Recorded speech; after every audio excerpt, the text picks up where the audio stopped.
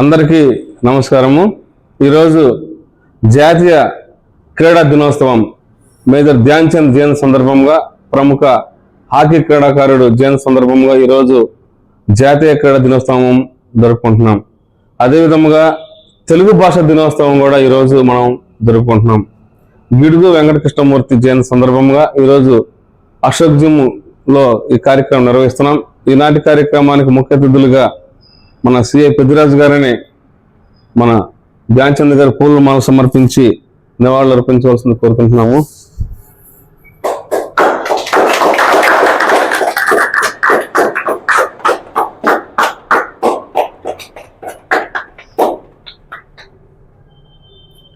అదేవిధముగా మాజీ వ్యాయామ క్రీడాకారులు ఎప్పుడు కూడా వ్యాయామం చేస్తూ అందరికి ఆరోగ్య విషయాల్లో స్ఫూర్తిగా ఉంటూ మా బాడీ బిల్డింగ్ అసోసియేషన్ అనే సేవలు అందిస్తున్నటువంటి షాహిద్ అన్న గారిని ఈనాడు అతిథులుగా పిలుచుకొని మేము తెలుగు భాష దినోత్సవం సందర్భంగా గిడుగు వెంకటమూర్తి గారికి చెప్పడానికి పౌలు మాసం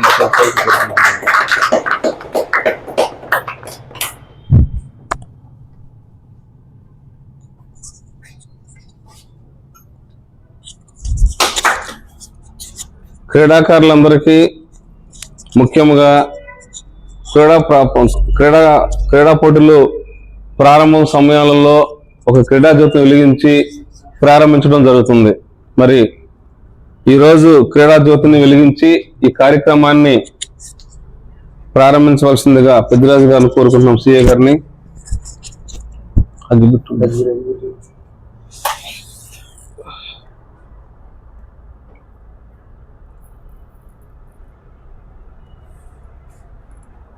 ఇది క్రీడల యొక్క సాంప్రదాయం. వర్ష ప్రభావం, వాతావరణ కారణం వల్ల మనం బయట కొన్ని కార్యక్రమాలు చేయలేకపోయాం. కానీ ప్రతి సంవత్సరం కూడా నాలుగు సెంటర్ నుంచి మన ఆంధ్రప్రదేశ్లో ఎవరు చేయని విధంగా మనం కానూరులో నిర్వహించడం అనేది ఎప్పుడు జరుగుతుంది. కానీ ఇక్కడ వాతావరణ పరిస్థితి మన అనుకూలంగా లేదు కాబట్టి ఈ రోజు ఈ కార్యక్రమాన్ని మనం కానూరులో సిఐ పెద్దిరాజు గారి ఆధ్వర్యంలో నిర్వహిస్తున్నాం. ముందుగా క్రీడా జ్యోతిని వెలిగించవలసిందిగా మేము కోరుకుంటున్నాము.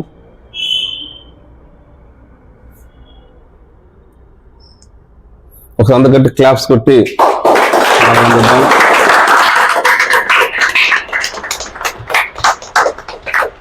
Thank you sir. ఇప్పుడు క్రీడలను ఉద్దేశించి ఎంతగానో ప్రోత్సహిస్తూ సామాజిక సేవలను కూడా ప్రోత్సహిస్తూ నేటి యువతరానికి తమ యొక్క శైలిలో తమ యొక్క వాక్చాతుర్యంతో అందరిని ప్రోత్సహిస్తూ తమకు డ్యూటీ విధుల్లో కూడా ఎంతో క్రమశిక్షణగా ఉండి ఎంతో పేరు ప్రఖ్యాతలు సంపాదించుకొని మొన్న ఆగస్టు 15 కూడా సారికి మన జిల్లా నుంచి కూడా మంచి అవార్డు రావడం జరిగింది. మరి పెద్దిరాజు గారిని మీ యొక్క అమూల్యమైన సందేశాన్ని 2 విధాలుగా తెలుగు భాష దినోత్సవము మరియు క్రీడా దినోత్సవం సందర్భంగా మేము మన సందేశం ఇవ్వాల్సిన కోరుకుంటున్నాము.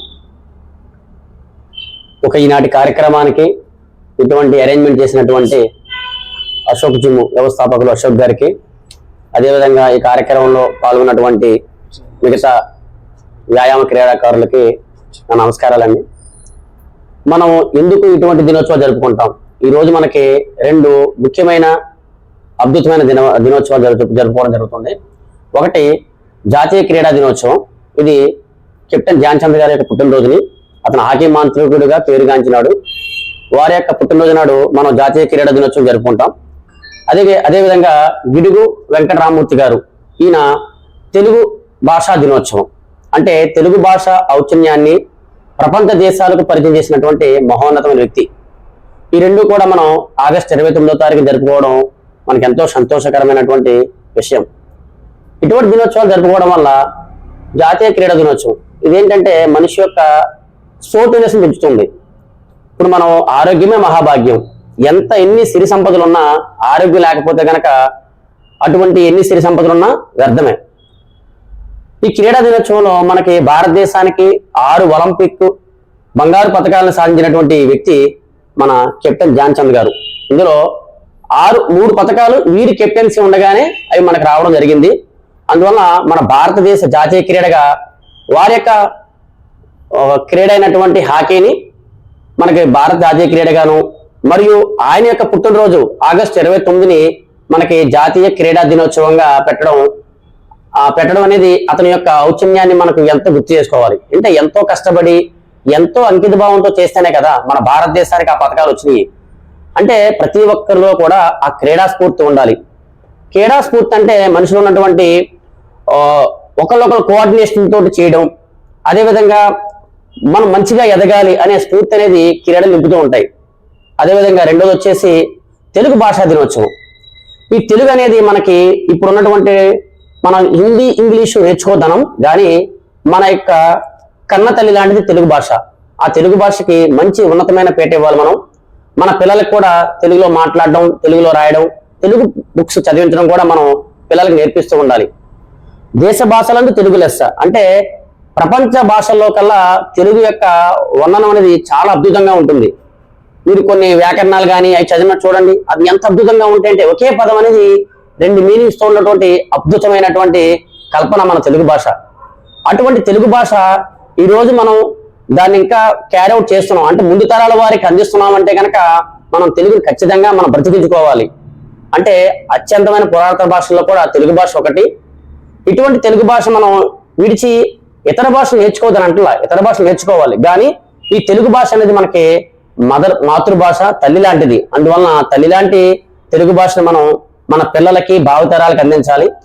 ఇటువంటి దినోత్సవాలు జరుపుకోవడం వల్ల అటు క్రీడా స్ఫూర్తిని ఇటు తెలుగు భాషా స్ఫూర్తిని కూడా భావితరాలకు అందించడం అనేది మన ముఖ్య కర్తవ్యం. ఇటువంటి కార్యక్రమాలు మన అశోక్ జిమ్ లో ప్రతి దినోత్సవం అంటే కొన్ని డేట్స్ మనం మర్చిపోతుంటాం. ఆ దినోత్సవాలు అలా ఉన్నాయన్న సంగతి కూడా తెలియదు. కానీ అశోక్ ఏం చేస్తాడంటే ప్రతి దినోత్సవాన్ని తన క్యాలెండర్ లో మెన్షన్ చేసుకుంటూ ఆ మహానుభావుల యొక్క ఫోటోలు కూడా ఒక సీక్వెన్స్ లో పెట్టుకుంటూ తాను ఆ డైరీని చూసుకుంటూ అప్పుడు ఉన్నటువంటి సర్కమ్స్టాన్స్ బట్టి ఆ దగ్గరలో ఎవరైతే కొంచెం పెద్దలైతే ఉన్నారో లేకపోతే మాట్లాడడానికి అవకాశం ఉన్న వ్యక్తులు ఉన్నారో వాళ్ళని గ్యాదర్ చేసుకుని ఆ చుట్టుపక్కల ఉన్న 10 మందిని గ్యాదర్ చేసి అశోక్ అనేవాడు తన వంతు బాధ్యతగా ఈ డేస్ ని అంటే ఈ దినోత్సవాల్ని భావితరాలకు అందించడంలో అశోక్ చాలా కీలకమైన పాత్ర పోషిస్తున్నాడు. అదేవిధంగా అశోక్ గురించి మనకు తెలిసిందే, ఎప్పుడు కూడా అతను నిత్య విద్యార్థిలాగా ఎప్పుడు ఏదో చదువుతూ ఉంటాడు. మనం ఏదన్నా తప్పు చేస్తుంటే దగ్గరికి వచ్చేసి అలా కాదు అలా చేయాలి, తమ్ముడు ఇలా కాదు ఇలా చేయాలని చెప్పడం. అదేవిధంగా తన కింద చేసినటువంటి సిబ్బంది కూడా ఇప్పుడు ఎవరన్నా అతని దగ్గర పనిచేసి వేరే చోటకి వెళ్ళి ఇంకో దుమ్ము పెడుతున్నాడంటే అది కొంత రకమైనటువంటి ఇబ్బంది కలిగే ఫీలింగ్స్ ఉంటాయి. కానీ అశోక్ అలా కాదు, అలాగా అతని దగ్గర అభివృద్ధి చెందిన వ్యక్తులు కూడా ఎంతో ప్రోత్సహించి వాళ్ళు ఏ విధంగా చేస్తే వాళ్ళు ఇంకా అభివృద్ధి చెందుతారనేది ఒక మంచి ఆదర్శమైన భావాలను అశోక్. అందువల్ల అశోక్ లాంటి వ్యక్తులు అనేవారు రేరు మాట మన సమాజంలో. ఎవరికైనా స్వార్థంగా ఉన్న పరిస్థితుల్లో ఈ రోజున లేదు, నా దగ్గర పనిచేసే వాళ్ళు కూడా బయటికి వెళ్ళి కూడా మంచిగా అభివృద్ధి చెందాలి, అదేవిధంగా ఈ యొక్క దినోత్సవాలు కూడా భావితరాలకు అందించాలనే ఒక మంచి ఉద్దేశంతో అదేవిధంగా ఏదైనా చిన్నగా తక్కువ ఫీజు అంటే పేద విద్యార్థులకు సంబంధించినటువంటి ఏదన్నా రిక్రూట్మెంట్కి వెళ్తున్నారన్న ఆర్మీ లేదా డిఫెన్స్ రిక్రూట్మెంట్ వెళ్తున్నా సరే అశోక్ తన వంతు సాయం చేస్తూ ఉంటాడు. ఈ విధంగా అశోక్ అంటే మనం మన ఎసెట్ గా భావించాలి మన సమాజానికి. ఇటువంటి అశోక్ అనేవారు ఇటువంటి కార్యక్రమాలు మరిన్ని కార్యక్రమాలు నిర్వహిస్తూ ఆ జిమ్ క్రీడాకారుల్ని అదేవిధంగా భారత పౌరులు తీర్చిదిద్దారని ఆశిస్తూ నాకు ఈ చక్కటి అవకాశం ఇచ్చినందుకు అశోక్కి మరియు మీ అందరికి కూడా ప్రత్యేక ధన్యవాదాలు తెలియజేసుకుంటూ ముగిస్తున్నాను.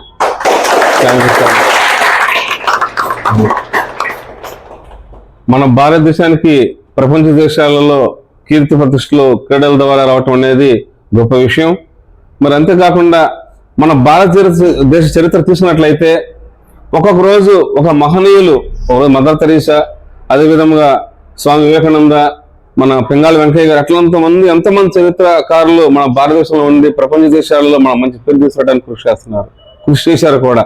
అదేవిధంగా మరి ఆ రోజు ఆ మహానుభావులు ఆ రోజు అంతగా మన కోసం త్యాగాలు చేశారు కాబట్టి ఈ రోజు మనం ప్రశాంతంగా ఉండగలుగుతున్నాం. మంచి జ్ఞానాన్ని అందించారు అబ్దుల్ కలాం గారు.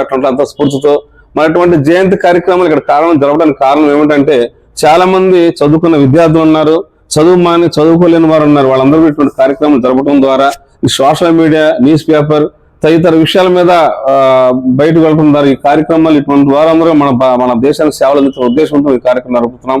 మరి ఇటువంటి కార్యక్రమాలు నిర్వహించడానికి అన్ని విధాలుగా నన్ను సహాయ సహకరించినటువంటి మన పెద్దిరాజు గారు, సిఐ గారు, కిషోర్ కుమార్ గారు, అదేవిధంగా ఎంతమంది పోలీసు ఉన్నత అధికారులు, నాగేశ్వర గారు అందరూ కూడా నన్ను ప్రోత్సహిస్తున్న ప్రత్యేక ధన్యవాదాలు తెలుపుకుంటూ భవిష్యత్ జిమ్లో ఇటువంటి కార్యక్రమాలు జరుగుతున్నప్పుడు 5 నిమిషాలు 10 నిమిషాలు లేట్ అవ్వచ్చు, కానీ ఇది మీరు తెలుసుకోవాల్సిన ముఖ్యమైన విషయాలు. ఎందుకంటే రేపొద్దున ఎగ్జామ్స్ రాయొచ్చు, మీరు రేపొద్దున ఇంటర్వ్యూలకు వెళ్ళొచ్చు, ఏదైనా డిబేట్ లో పాల్గొవచ్చు.